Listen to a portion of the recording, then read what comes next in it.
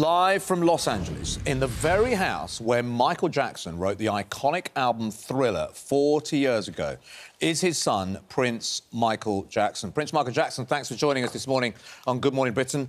I remember that day very clearly. A lot of our audience will as well. It was a premiere on a channel here called Channel 4. I think it was very late at night. Thriller changed the video world of music. It wasn't a music video, it was a mini film. I remember watching it and it took ages until the actual song bit started. What's your memories of Thriller? Did you sit and watch it with your dad at any point? Yes. One of actually my earliest memories is watching Thriller at the theater at Neverland. We watched it on the big screen. I don't remember if it was VHS with the actual 35mm print, but seeing that film on the big screen like that, seeing my dad transform into the monster, I used to have nightmares about when he would turn around and say, "Get away!" Like it was just that mid-transformation that just terrified me. And he thought it'd be a funny joke to tell me like that was real. Because the night that we watched it was the night of a full moon and he was messing around with my sister and I like, ah! And then we got so scared we actually ran away from him because we thought he was gonna turn into the werecat. It's incredible. His moves and his dance moves in that video were amazing. I remember going to Pakistan and seeing my cousins and they were all dancing like Michael Jackson, I think, because of that video. Have you ever tried to emulate your father? Have you got the same dancing skills?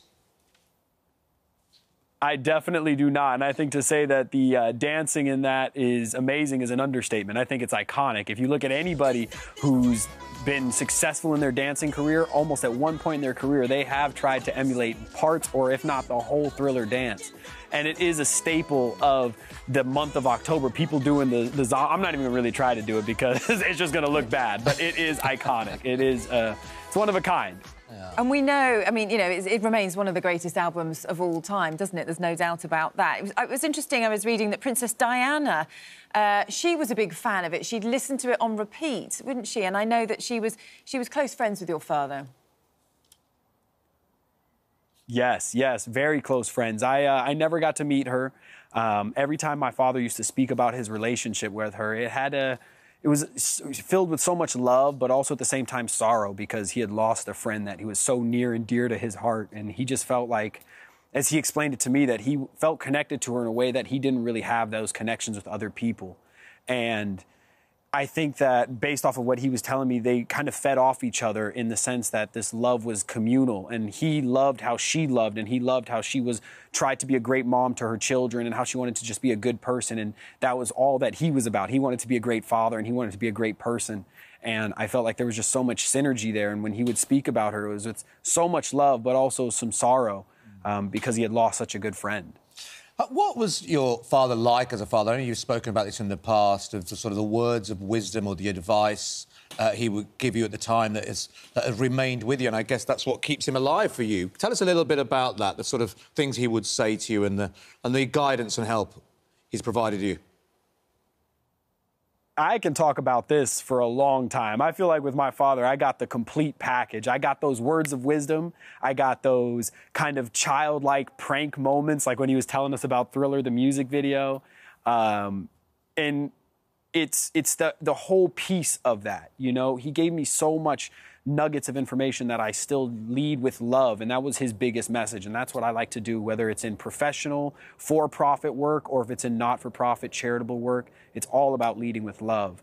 And he always would tell us, you know, it's important to be a kid at heart, and I really try to take that to heart. I feel like as we grow up, as we get busy with our everyday lives, it's easy to forget the inner child. And it's sad to think about that because we each have an inner child. And when you let that out, if you're doing a water balloon fight, if you're playing with Legos, if you're doing a puzzle, if you're playing board games, it rekindles that magic of your childhood. And it's those nuggets of information that stick near and dear to my heart that I feel like they push me to be a better person. And I couldn't be more proud or happier to be in the position that I am to continue such a monumental legacy. What about fame? I mean, you know, in many ways, we've all had our 15 minutes of fame now with social media and various other things. But your father, at one point, was undoubtedly probably the most famous person in the world. I mean, it was just incredible. How did you sort of take that, the fact that your father was that famous? Did you realise that at the time? Did you ever sort of see your father sort of experiencing that, and sort of what was he like behind closed doors? What's your memories of the fame that your father held for such a long time? It's very interesting for me because I was born into it. You know, I was born in '97 during the middle of the history tour. So he had, like, I never knew what it was like to not be famous in that way. So anytime that we were traveling around, going to different hotels, there was always people surrounding him. And for me, that just kind of felt normal. Where I felt that I started to realize that this was something more than that, and I know I've talked about it before, is when I started watching videos of men fainting over my dad. And I was just like, that doesn't happen all the time. And even now, I'm still understanding the full weight of his legacy. As I grow up, as I learn more about his history, as I meet more people that worked with him, his impact is so much deeper than I think that I could ever fully comprehend.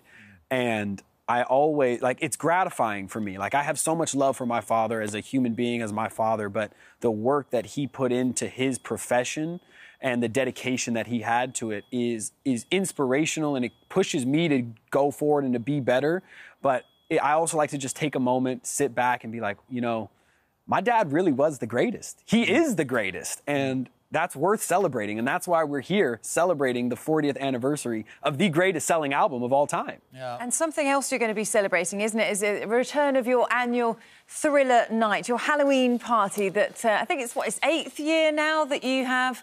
Big weekend this weekend. What's going to be happening?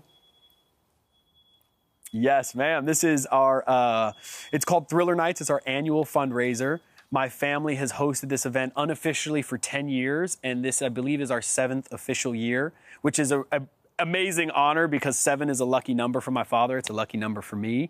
We're here at Thriller's 40th anniversary. So this event is a foundation, a fundraising event for the Heal Los Angeles Foundation and the D.D. Jackson Foundation.